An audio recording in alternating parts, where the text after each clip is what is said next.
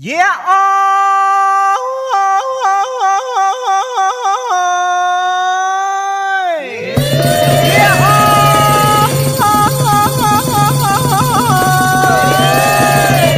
Bon cật thần là tiên sa mạc kỳ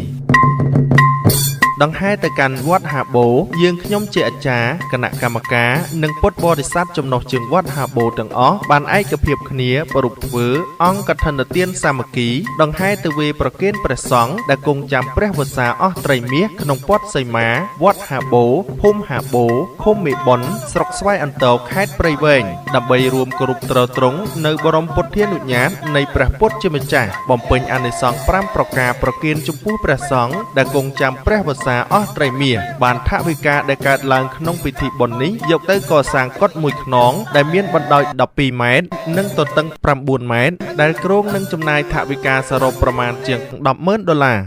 អាស្រ័យហេតុនេះយើងខ្ញុំសូមគោរពអញ្ជើញឯកឧត្តមលោកជំទាវលោកតាលោកយាយលោកស្រីអ្នកនាងកញ្ញាព្រមទាំងពុទ្ធបរិស័ទញាតិមិត្តជិតឆ្ងាយទាំងអស់មេត្តាអញ្ជើញចូលរួមក្នុងកម្មវិធីនេះឲ្យបានមហោឡារិកនិងត្រេកអរអនុមោទនាទទួលយកផល្លាអានិសង្សតាមកម្លាំងសទ្ធាជ្រះថ្លារៀងខ្លួនកម្មវិធីបុណ្យថ្ងៃសៅរ៍11កើតខែកដឹកឆ្នាំម្សាញ់សប្បស័កពុទ្ធសករាជ2569ត្រូវនឹងថ្ងៃទី1ខែវិច្ឆិកាឆ្នាំ2025ម៉ោង 7:00 នាទីព្រឹកប្រគេនយគូដល់ព្រះសង្ឃ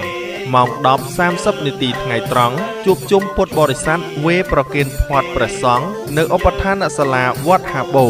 ម៉ោង 1:00 នាទីរសៀលទទួលបដិសណ្ឋារកិច្ចចំពោះភ្ញៀវកិត្តិយសជិតឆ្ងាយដែលអញ្ជើញមកដល់វត្តហាបូភូមិហាបូ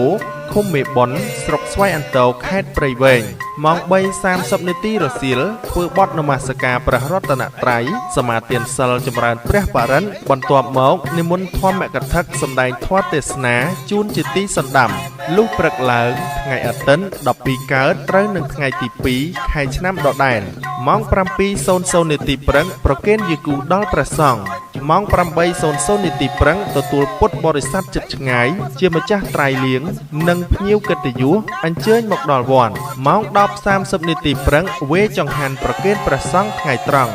ម៉ោង 1:30 នាទីរសៀលរៀបចំត្រៃលៀងម្ចាស់សទ្ធាដើម្បីដង្ហែអង្គកឋិនទានប្រតិសិនព្រះវិហារ3ជុំរួចវេប្រគេនព្រះសង្ឃដើរឆ្លងជាកិច្ចបញ្ចប់បុណ្យអ្នកផ្ដើមបុណ្យលោកអាចារ្យគណៈកម្មការនិងពុទ្ធបរិស័ទចំណុះជើងវត្តហាបូព្រមទាំងសប្បុរសជនជិតឆ្ងាយគ្រប់ចតុទាំងអស់ព័ត៌មានបន្ថែមសូមតាក់ទងតាមទូរស័ព្ទលេខ088 315 1555 096 527 28 29 076 227 28 29 គណនី ABA 004 20 44 16 គណនី Acilida 088 31 51 555 វត្ថុតូហោតូវណ្ណតូអ្នកឲ្យសម្ពុតឈ្មោះថាឲ្យពណ៌សម្បុរសូមអនុមោទនា